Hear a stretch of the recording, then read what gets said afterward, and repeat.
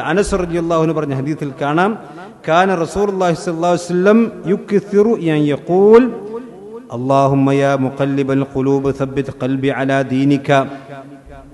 നബി സല്ലല്ലാഹു അലൈഹി വസല്ലം ഏറ്റവും കൂടുതൽ ധാരാളമായി കൊണ്ട് പ്രാർത്ഥിച്ചിരുന്ന പ്രാർത്ഥനയാണ്, ഹൃദയങ്ങളെ മാറ്റിമറിക്കുന്ന രക്ഷിതാവേ, എൻ്റെ ഹൃദയത്തെ നീ നിന്റെ ദീനിൽ ഉറപ്പിച്ചു നിർത്തണം.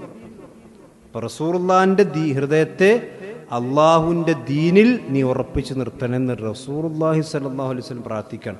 ഈ ദീന് പഠിപ്പിക്കാൻ വേണ്ടി അള്ളാഹ് വഹീ കൊടുത്ത് പ്രത്യേകമായി തെരഞ്ഞെടുത്ത ആ റസൂലുള്ളാഹിക്ക് വരെ ദീനിൽ ഉറപ്പിച്ചു നിൽക്കണമെങ്കിൽ അള്ളാഹു സുബ്ഹാനഹു വ തആലയോട് റസൂൽ നിരന്തരം ആവശ്യപ്പെടുകയാണ്.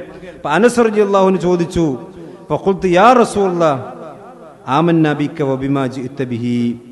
നബിയെ, ഞങ്ങളൊക്കെ നിങ്ങളിലാണ് വിശ്വസിച്ചിട്ടുള്ളത്, നിങ്ങൾ കൊണ്ടുവന്നതിലാണ് ഞങ്ങൾ വിശ്വസിച്ചിട്ടുള്ളത്. ഫഹൽ തഖാഫു അലൈന. അപ്പോൾ ആ വിഷയം ഞങ്ങളുടെ മേൽ താങ്കൾ ഭയപ്പെടുന്നുണ്ടോ? അഥവാ ഞങ്ങൾ ഈമാനിലുള്ളവരാണ്, അതുപോലെ തന്നെ ഞങ്ങൾ നിങ്ങൾ കൊണ്ടുവന്ന കാര്യങ്ങൾക്ക് വിശ്വസിക്കുന്നവരാണ്. അതുകൊണ്ട് ഫഹൽ തഖാഫു അലൈന, ഞങ്ങളുടെ വിഷയത്തിൽ നിങ്ങൾക്ക് ആ വിഷയത്തിൽ ഭയമുണ്ടോ എന്ന് റസൂലുള്ളാഹിന്റെ സഹാബത്തിനെ പറ്റി ചോദിക്കാൻ. അപ്പോഴാണ് അള്ളാഹുവിന്റെ പ്രവാചകൻ പറഞ്ഞത്, നഅം, അതെ, നിങ്ങളുടെ വിഷയത്തിലും പേടിയുണ്ട്. നിങ്ങൾ ആലോചിച്ചോളൂ. പക്ഷെ നമുക്ക് യാതൊരു പേടിയില്ല.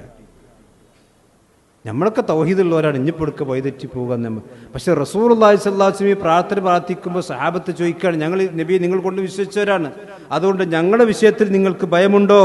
ഫഹൽ തഖാഫു അലൈന?